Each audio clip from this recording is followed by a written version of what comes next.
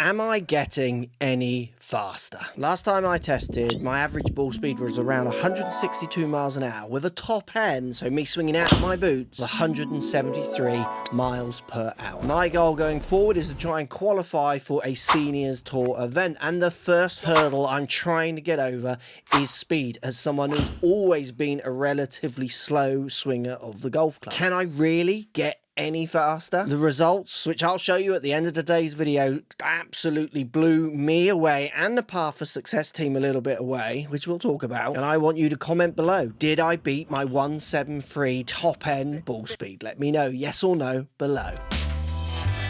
Now, when I make these videos, the first question I often get in the comments is, why are you doing this? What's the point in going any faster? Am I just completely missing the point trying to get over this speed hurdle? Am I just not good enough to compete at a senior tour level? Am I okay or good enough and I just need to really sharpen up my game? It's not about speed. I just really need to tighten up every part of my game and I might have a chance. Because I assure you, this effort to get faster is not easy. It's hard for someone who's never really worked on their body and doesn't particularly enjoy it that much. So let's hear you again in those comments. I can take it. Just push back. What do you think? Am I being stupid? Should I be going down a different route? So this is my life now. I am protein-centric with my food. I make my protein-driven breakfast in the morning, granola, Greek yogurt and fruit, and the coffee machine just looks on crying at me.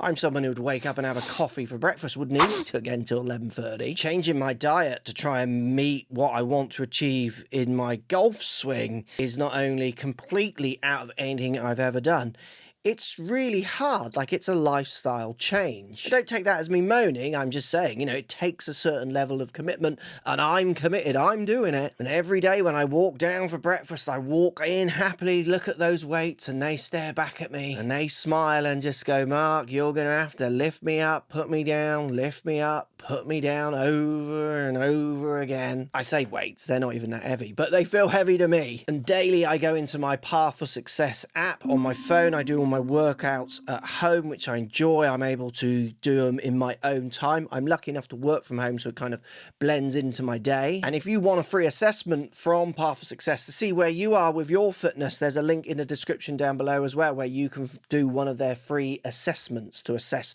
your strengths and weaknesses in your body. And there are days where I love the workouts, there are days where I hate them. I certainly prefer the stretching than I do the weight part of those exercises in my app, and I am someone who isn't that great at pushing close to fail and putting extra weight on, but it is something I'm going to just continually work at to make sure I get better at it. It's definitely, let's say it's not in my wheelhouse, but it's all part of the struggle, I guess. So I started with them on September the 17th. So I'm 3 months almost in now at the point of filming this video. So again, we'll see if I'm getting any faster. Is it really paying off? Is this work actually coming through? Well, you'll see at the end of the video.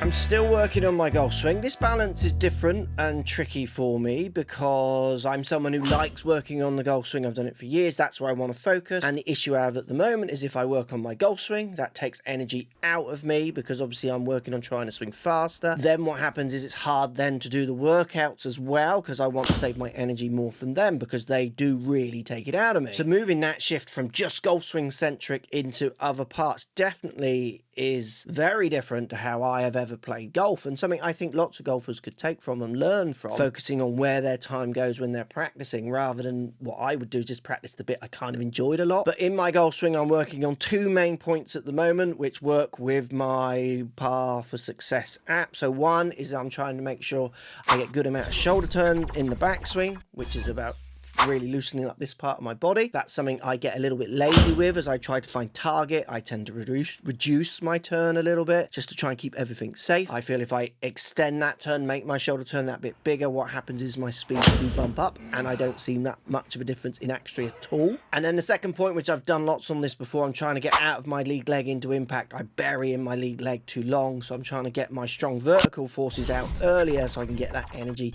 onto the golf ball. That's an ongoing struggle for me, and if I'm not warmed up and I'm not ready, that is my lazy move. We all have a lazy move in the golf swing, and that's the one I'm still fighting. So I do need to keep my practice up, otherwise those bits fall down. But again, it's that balance between should I be working out, getting stronger, or still working on swing. I haven't found the perfect balance yet, but I'm going to get there.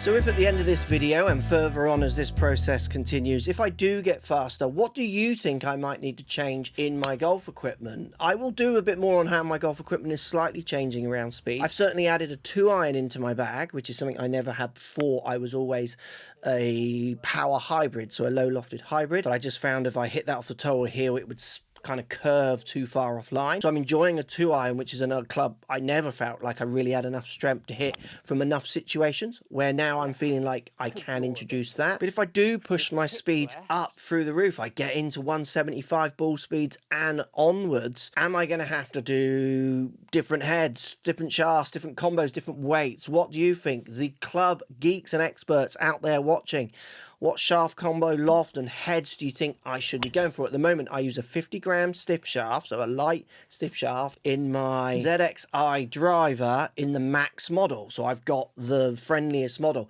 I've definitely been trying a few with a slightly lower spinning head recently, but again, that's something maybe I could do in the future. And if you suggest any good clubs in the comments that I should be testing, or combos of weights and lofts and where CG should be, maybe I'll make that club up and we can test it in a video to see if it's any better. Because it will be an interesting journey to see if my equipment will have to change as my speeds change, because that's something I think most of us would think, well, surely they should, shouldn't they? Because that's why there are different shafts and different clubs, but we will find out.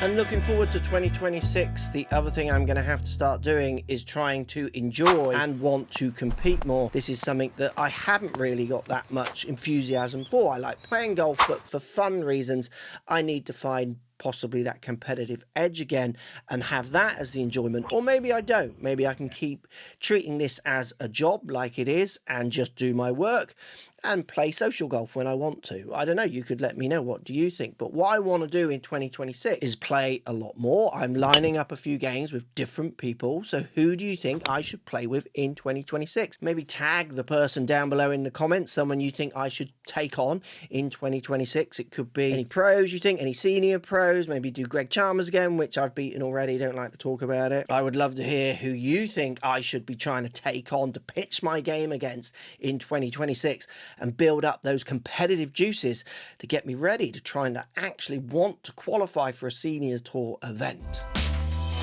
I've got a free gift for you, Golf Swing 101, free class, link down below on my website. Go and help yourself to that if you want to learn the basics of the golf swing. Sorry to interrupt, back to the video.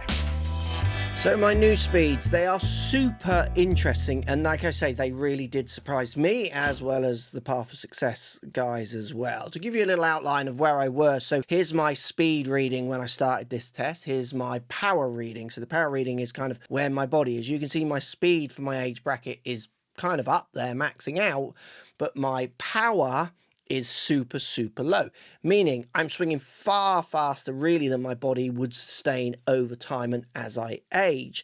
And what we're noticing from my new speed tests is literally crazy. So I hit 2 shots of 5. So 5 shots where I put full commitment in, like practice swings between each one, real commitment to the task. The first task with the first 5 shots was to hit target, to play a shot that I would play on any hole in any situation on the golf course, on the first hole, on the 18th hole, on the 9th hole, where I'm trying to hit the ball a good distance, but I'm thinking of target and keeping it in play and have a concentration to not lose that ball. The second set of 5 shots is me flat out, hat backwards, whack it as hard as I can, no care for where it goes, just my top ends. And this is the crazy bit. So my top end is no faster. I think I peaked on this test, I did it over 2 days at 171 miles an hour. 173 is my PB, my personal best. I've hit that once. So 171 ball speed for top end is still good for me at the moment. That is definitely a move on, but it's not beating my top end. My top end is just flatlined a little bit. And what's interesting is I think I've always cheated my top end a little bit through technique, through the ability to be able to be semi-flexible and the ability just to swing beyond what my body is screaming at me to do, because I'm confident I can strike the ball.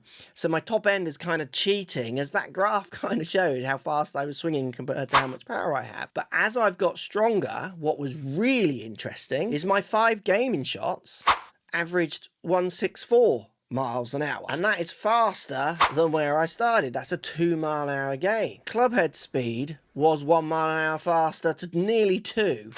It was faster. And I did this test over 2 days on both times, trying to hit a 165 or 164 ball speed.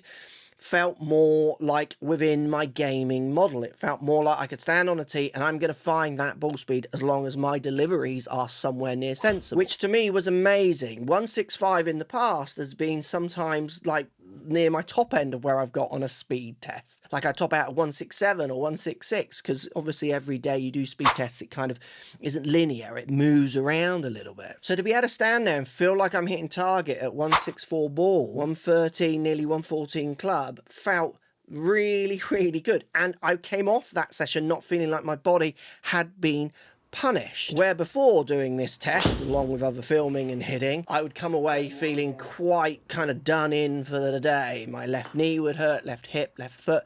None of that is happening now. I'm taking care of my body. So the biggest thing with this, which is so interesting, is it's slow. It's going to be a little bit slow and painful. It's going to take months of me trying to move someone that's super weak into someone who has some strength.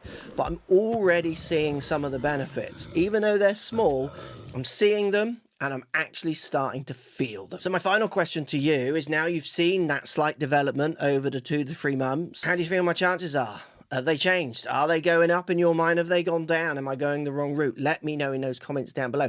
Now, if you want to find out how far you should be hitting your driver in relationship to your index, this video is the one you want to watch.